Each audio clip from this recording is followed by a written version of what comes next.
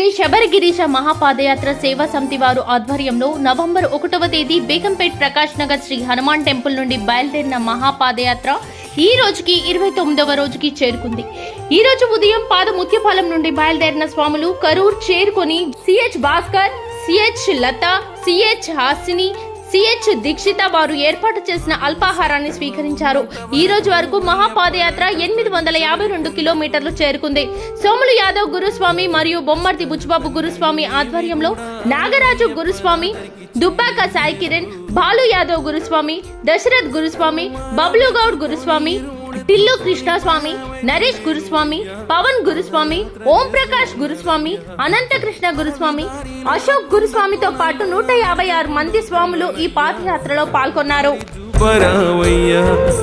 దేవుడో స్వామివాని కంటుడో మాండదండని వయ్యా, మమ్మేలే దొరవు నీవయ్యా, మాండదండని వయ్యా, ఓ స్వామి మమ్మేలే దొరవు నీవయ్యా.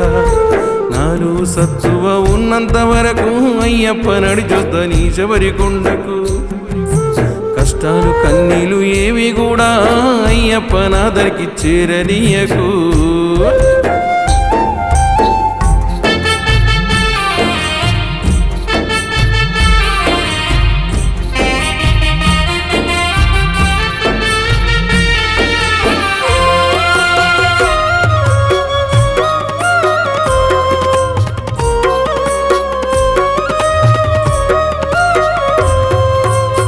కన్న పిల్లలు నన్ను కన్న వాళ్ళు అయినోళ్ళు కానులు ఎందరేమంటున్నా.